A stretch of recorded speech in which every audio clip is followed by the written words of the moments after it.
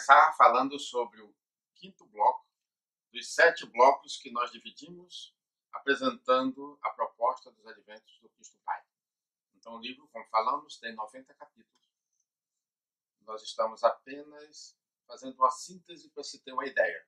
Depois, cada um tendo a oportunidade, vai ler de maneira bem criteriosa, bem reflexiva, cada palavra, cada capítulo, cada frase, cada pensamento.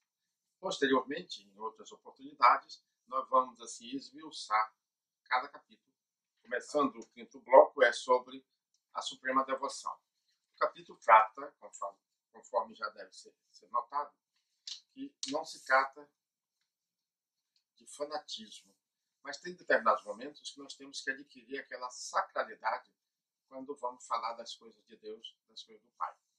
Jesus, por exemplo, em qualquer ambiente, em qualquer lugar, em qualquer situação, mesmo se estivesse no meio social, na brincadeira entre família, a postura dele era a mesma. Hoje, amanhã, ou na eternidade, nós teremos essa conduta. Então, quando isso vai despertando em nós aqui, como está a suprema devoção, nós seremos os mesmos em qualquer lugar. Em outras palavras, aquela postura, aquele semblante, o tom de voz que nós abraçamos ou adotamos em outras oportunidades, se despertar em nós essa devoção pelo Supremo Pai, nós seremos os mesmos seres em qualquer ambiente. Ou seja, estamos no templo, estamos fora do templo. Nós vamos fazer aquilo que no capítulo nós colocamos. A verdadeira religião é aquela que tem como imagem Deus, como templo o universo, como lei a caridade, como altar a consciência. Então nós vamos estar com o semblante, com a palavra, com a maneira de ser em qualquer ambiente, porque despertamos a divindade dentro de nós. O capítulo 54 trata do madeiro de secretíssima relevância. Isso é uma linguagem simbólica, mas serve para todos nós. Se nós hoje já conhecemos a lei de causa e efeito, a lei da reencarnação, então, como falamos nos blocos anteriores, reclamar é querermos burlar uma lei do Supremo Legislador. Se o Supremo Legislador é perfeito, conforme todos nós aceitamos e adotamos, que Deus é a perfeição absoluta, então reclamar das dificuldades existenciais não procede. Principalmente que o maior e o mais elevado modelo, que foi Jesus, ele transformou a cruz da difamação, a cruz da morte, a cruz da nossa ignorância, em símbolo, marco sinalizador para o nosso crescimento interior. Então perdeu o sentido alguém ficar reclamando. Na linguagem, para quem conhece a lei de causa e efeito, reclamar é autopunição. Eu estou me punindo com as minhas reclamações infundadas. E na linguagem do nosso querido Humberto de Campos, psicografia do Chico Xavier, Humberto de Campos fala uma série de orientações fabulosas e mostra para nós o porquê que determinadas pessoas desencarnam com tanta antecedência do seu programa reencarnatório, só porque reclamam das coisas mais banais no dia a dia da vida. O capítulo 55 trata a excelsa supervisão da presença onisciente. Conforme falamos anteriormente, entre tantas lideranças maravilhosas, tivemos aí Buda, Confúcio, Moisés, Melquisedeque, Abraão, tantos seres maravilhosos que passaram pelo mundo e deixaram rastros luminosos, nenhum conseguiu atingir um estado de consciência, embora humano, estando na carne, como aconteceu com Jesus. Então, a suprema supervisão de todos os grandes eventos envolvendo os 4 pilares da sociedade, o orientador é Jesus. Então, Jesus não é orientador de nenhuma religião. Não faz parte, não é propriedade de nenhum pilar do conjunto planetário. Ele é orientador espiritual da ciência, da arte, do conjunto social e da religião. O capítulo 56, como já era de se esperar. Não se consegue falar de Jesus sem se falar de Maria. Não se consegue separar Maria de Jesus. Da mesma maneira que não se consegue falar de Jesus sem falar do Cristo. Falar do Cristo sem falar de Jesus. Por evolução, atingido determinado grau de evolução, há uma interação que permanece para a eternidade. É o caso de Maria.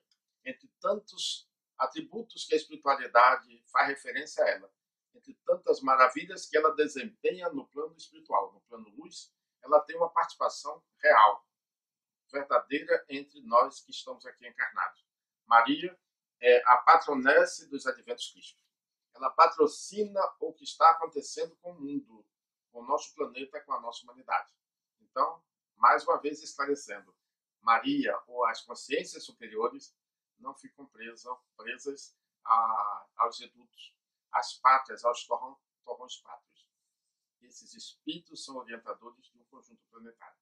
E a tarefa sagrada de Maria, o capítulo é muito rico, é, entre tantas outras tarefas, integrar aqueles que estão enregelados, dispersos nesse conjunto do plano dos desencarnados, desmotivados para a vida. Né?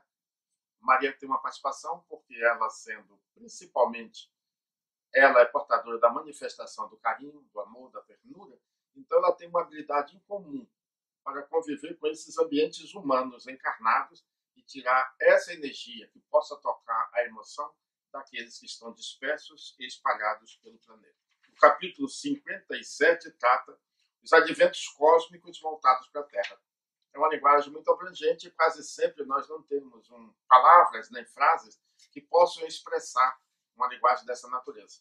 O nosso Isaac Newton, quando encarnado, falou: matéria atrai matéria, na razão direta do produto das massas e na razão inversa do quadrado da distância.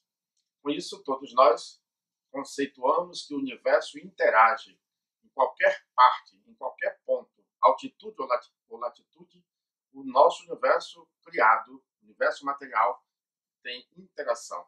Então, aqui, quando se fala os adventos cósmicos voltados para a Terra, imaginemos o que está acontecendo na imensidão do universo. Nós estamos aqui num pontinho desse universo que estamos falando, chamado planeta Terra. O planeta Terra, por sua vez, está integrado à vibração do sistema solar, que nós fazemos parte. Nosso sistema solar está preso à sua própria constelação. A constelação está presa à sua galáxia. E, no entanto, nesse universo do nossa Via Láctea, nós estamos aqui balançando dentro de um mundo chamado Via Láctea, com 250 bilhões de estrelas. Multiplicando toda essa grandeza colossal pela imensidão do universo, todos nós fazemos parte de uma unidade, Deus. Então, os adventos cósmicos voltados para a Terra, a gente tem uma ideia que o que está acontecendo na Terra é um evento que a espiritualidade chamou. É um evento sideral voltado para o planeta Terra. O 58 trata da unção dos detentores terrenos. Falamos também já em outra oportunidade, já em outro bloco. Quando alguém vai reencarnar, algum espírito vai reencarnar para uma tarefa específica, há o que a espiritualidade chamou de uma unção. Essa unção não é para torná-lo melhor nem pior, é para criar um pouco mais de mobilidade, um pouco mais de facilidade para a sua interação, a sua integração, facilidade para ele se comunicar. Porque estando o espírito na matéria, no plano material, ele fica muito tolhido, muito inibido. E essa unção lhe faculta um meio para ele se comunicar, se ligar aos espíritos nessa imensidão de universo dos desencarnados com mais mobilidade. Quando nós estamos encarnados, ou quando esses detentores estão encarnados, é incumbência deles magnetizarem outros que também vão se vincular à mesma proposta. O capítulo 59 está falando sobre a bênção sublimada que Jesus advém. Entre tantas maravilhas que colocamos no capítulo, é que nós aprendemos a abençoar. Fomos abençoados. E quase sempre nós fazemos de maneira mecânica. Perguntamos então ao Silvestre e ele respondeu: abençoar é criar vínculo para hoje e para a eternidade. Então, abençoar em nome de Deus, tendo Jesus como modelo e como guia, não pode ser mais um ato externo ou uma movimentação das mãos. É simplesmente interagir com a fonte da vida, que é o Cristo. E como o Cristo nunca foi humano na Terra, o nosso ponto de referência é Jesus. Então, abençoa, ou abençoados sejam todos aqueles que já adquiriram esse grau de consciência. Estamos falando do capítulo 60, Reforma e Reformadores. Entre tantos espíritos na imensidão do astral em torno da Terra, existem 4 grupos religiosos. Esses 4 grupos estão mais integrados na reformulação dos valores espirituais do planeta Terra. Então temos o grupo dos agostinianos, dominicanos de São Domingos, beneditinos de Bento e alexandrino de Alexandrina. Alexandrina foi uma seguidora de Clara de Assis e que do outro lado da vida ela orienta um grupo imenso de espíritos voltado para a mesma finalidade. Então a Alexandrina lidera esse grupo do outro lado. Todos esses espíritos que integram as 4 ordens estão ligados ao líder da reforma doutrinária, que daqui a pouquinho falaremos sobre ele, que é Lupécio, que no passado, na época de Jesus, estava encarnado com o nome de João Batista, mais para trás um pouco esteve encarnado com o nome de Elias, o profeta Elias, e mais para trás, logo após aquela reunião em torno da fogueira, ele esteve encarnado ali e depois reencarnou com o nome de Moisés. Então Elias, e mais para trás ainda, esse mesmo espírito esteve encarnado com o nome de Abraão. Então, a reforma e os reformadores são todos esses espíritos integrados a uma mesma proposta. A nossa parte, na condição de humanas, falamos já em outra oportunidade. Tem outras lideranças que em outras oportunidades falaremos individualmente. Uma outra liderança também importante, que podemos antecipar um pouquinho, é o nosso querido Nicolau, ou São Nicolau, mais conhecido aqui, principalmente agora que nós estamos na vibração do Natal, por Papai Noel. O São Nicolau é um líder, ou é líder das centúrias. Né? No passado ele viveu na Mongóvia e foi considerado forte dos fortes pela sua capacidade incomum de procurar angariar meios para prover as necessidades dos mais necessitados, dos mais desprovidos das coisas básicas da vida. O capítulo 61 trata exatamente de Lupécio e a reforma doutrinária. O Lupécio, conforme falamos já em outras oportunidades, ele vem com um lema específico. Né? Ele atualmente, falando da história dele passada, atualmente a espiritualidade falou para nós nos determos na vibração da palavra. Lupécios, como Lu, de luminosidade, Pé, de perseverança, e Cios, comiseração impessoal das urgências sociais.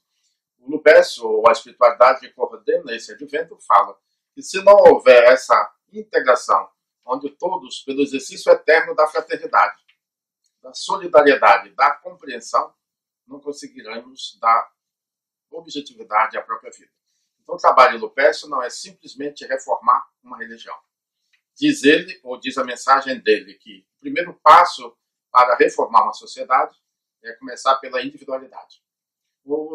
Melhorando o indivíduo, ele tem possibilidade de envolver aqueles que estiverem mais próximos dele. Consequentemente, vai abrindo e daqui a pouco vai envolver uma coletividade. Na sequência, todo o conjunto planetário estará empenhado na mesma causa. No final do livro, ou de todos os nossos livros, nós sugerimos a criação de uma fundação de solidariedade planetária, onde a finalidade era recolher de cada ser humano que tenha conta bancária o valor unitário da moeda do seu país, em função da fundação. Então, qualquer parte do mundo, qualquer ser humano que se propuser a fundar ou ter essa fundação, que não é uma particularidade de nenhum país, é simplesmente alguém que se preocupe com o conjunto social, crie essa fundação e que os países possam administrar em função da sociedade, da necessidade, países, como é o caso de alguns, que não têm as coisas mínimas para a sua sobrevivência. O capítulo 62 trata a vontade direciona a expansão. Nós aprendemos, principalmente quando tentamos decifrar ou conceituar a explicação sobre a Santíssima Trindade, e um dos atributos da consciência espiritual de todos nós é a vontade. Quase sempre nós não falamos da vontade. Nesse capítulo, a vontade direciona a expansão, nós vamos trabalhar muito esse item no livro. Mas como nós falamos que os adventos não é uma particularidade de um livro, e também não é uma particularidade do Brasil, nós temos então detentores espalhados pelo planeta, que abraçaram a mesma causa. E uma das obras nós chamamos de Pérola de Esperança. Neste livro, nós trabalhamos muito à vontade, ou seja, tem 21 capítulos de auto. Colocamos responsabilidade sobre nós próprios. Desfizemos uma série de fantasias que, através dos milênios, nós abraçamos em nome das religiões. Agora é época, é momento de despertar nossa força, o Cristo interno, essa fagulha de Deus que todos nós somos portadores. Para encerrarmos o bloco 5, temos aqui então o capítulo 63, cerne milenar e eterno.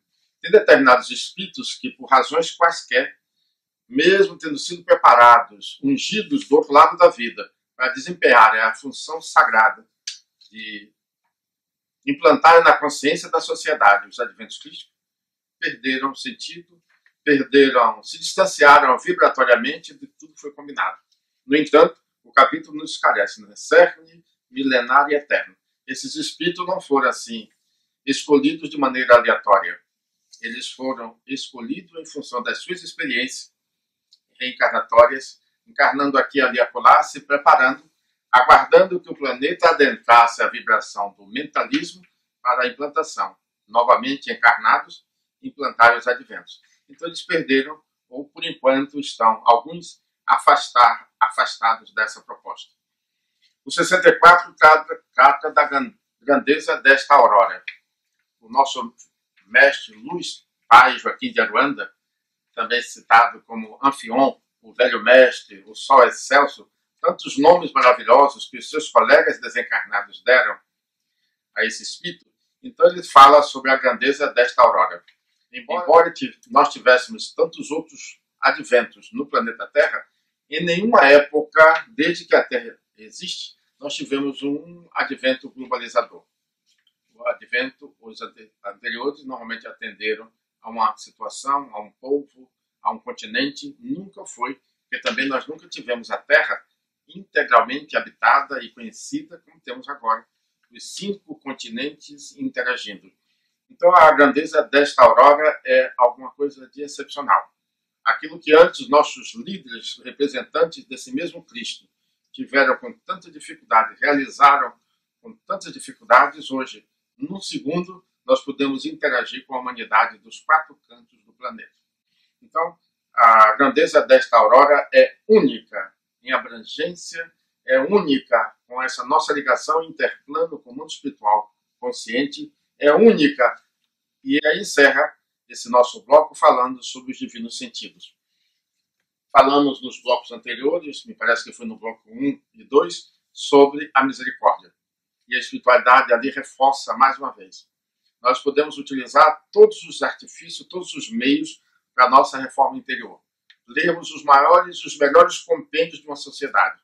Enquanto não adquirirmos a misericórdia do ver, do ouvir e do falar, nós não adentraremos os portos celestiais. Então é preciso muito esforço, né? Porque já sabemos que a vida no plano dos encarnados é um eterno desafio. Então, nos esforcemos.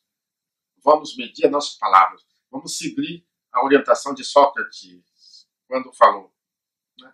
Antes de dizer fazer o seu discurso, passa pelo crivo. Tenta ver se é verdade. Analisa se vai acrescentar alguma coisa à sociedade. Qual é o que vai trazer de bem para a pessoa ou para o conjunto social. Então a gente passa pelo crivo e o ideal talvez seja silenciar. Um dos itens mais importantes para quem quer crescer é o silêncio. É uma das maiores forças da alma, é silenciar. Por isso que Jesus falou, falar sim na hora certa e falar o não na hora certa.